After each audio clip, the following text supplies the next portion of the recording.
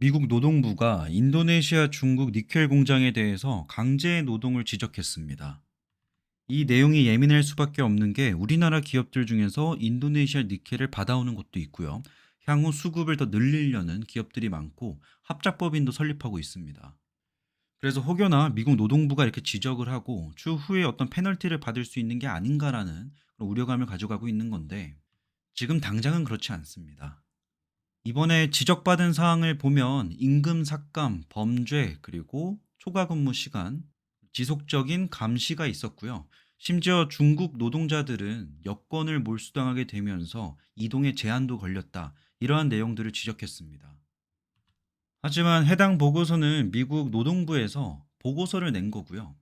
때문에 이게 즉각적인 뭐 법적 또는 규제적 영향이 없습니다. 이렇게 보고서를 냈다라고 해서 당장 뭐 보조금에서 제외할게 아니면 관세를 추가적으로 부과할게 이러한 내용은 아니고요.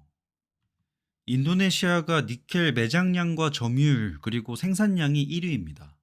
근데 여기서 나온 니켈 원광은 황화강과 라테라이트로 나뉘게 되는데 인도네시아에선 라테라이트가 주로 나와요. 이게 클래스 E라고 불리고 원래는 요거를 철강에 많이 활용을 했습니다.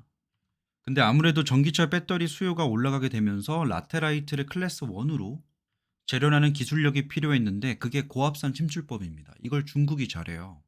그래서 인도네시아에서는 광물법으로 수출을 제한하는 와중에 또 중국과는 파트너십을 구축을 했었고 아직까지도 중국과 인도네시아는 이 광물 쪽에서 매우 친한 관계입니다. 근데 미국 IRA에 따르면 미국과 자유무역 협정을 맺은 국가의 광물을 사용하는 경우에만 세액 공제를 받을 수 있기 때문에 인도네시아는 여기서 배제가 됩니다. 그래서 안 그래도 최근에 인도네시아는 니켈 프로젝트에서 중국의 지분을 줄이려는 그 점유율을 줄이려는 움직임을 가져가고 있었습니다. 그리고 미국 또한 미국 인도네시아 광물 외에도 연대 MSP를 체결하자 광물 보호 연대에 참여하라고 촉구를 해왔고요. 미국과 인도네시아 사이에 핵심 광물 FTA를 따로 또 체결하자라고까지 제안을 했습니다.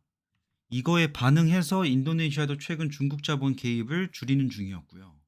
인도네시아 측에서도 독립적이고 활성화된 외교 정책이 필요하다고 인식을 하고 있고 이러한 중국 관련 리스크에 대한 인지를 하고 있었습니다.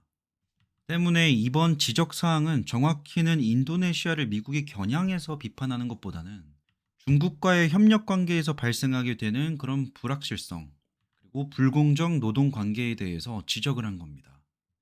2022년도 기준 자료이긴 한데요. 인도네시아가 전 세계 니켈의 절반 정도를 차지하고 있습니다. 순서를 보시면 알겠지만 중국은 3.3%로 매우 뒷순위에 있고요.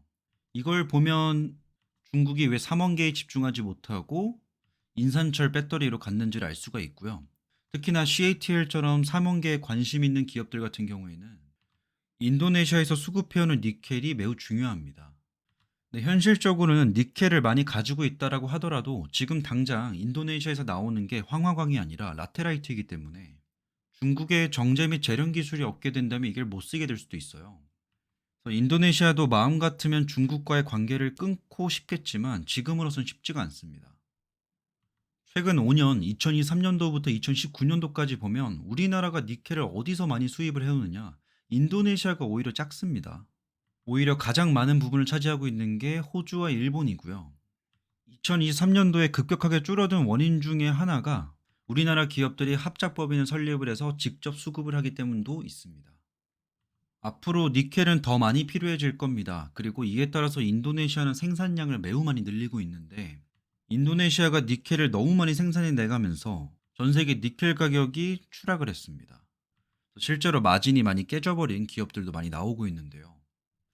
아시다시피 우리나라는 광물이 적게 나옵니다. 사실상 광물이 없다라고 봐도 되는 거고 원자재에 대한 의존도를 해외에 많이 들고 있습니다. 당장 뭐 인도네시아 쪽으로 어떤 견제가 들어오거나 인도네시아산 니켈을 쓰게 되었을 때 뭐 IRA 보조금에서 배제를 하겠다 이런 것까지 아직 뭐 본격적으로 얘기 나온 건 아닌데 여기서 한 가지 우리가 유심히 봐야 되는 거는 아직까지는 즉각적인 법적 또는 규제적 영향이 없는 상황이긴 한데요. 지금 우리가 해리스냐 트럼프냐로 고민하고 있잖아요. 트럼프는 전기차에 대해서 매우 비관적이고 해리스는 그래도 우호적이고 하기 때문에 전기차나 아니면 배터리 투자하시는 분들 입장에서는 해리스를 더 선호할 텐데 만약에 해리스가 되게 된다면 이 부분은 좀 민감하게 다뤄질 가능성도 있습니다. 왜냐하면 해리스는 인권 문제, 그리고 노동 문제, 아동 문제, 성범죄 이러한 윤리적 기준에 대해서 매우 엄격한 사람입니다. 그래서 지금까지는 요 내용이 그냥 보고서로 노동부 쪽에서 나왔지만 추후에 대선이 끝나고 나서 해리스가 만약에 당선이 된다면 이러한 부분에 대해서 더 예민하게 꼬집을 수가 있다는 점은 인식할 필요가 있습니다. 네, 아직까지는 크게 문제가 없고 미국 노동부에서 지적한 거는 정확히는 인도네시아산 니켈만 지적한 것이 아니라 인도네시아와 중국이 합작을 해서 만들어낸 이 공장에 대해서 불공정 행태에 대해서 지적을 한 거다. 여기까지만 이해하시면 되겠습니다.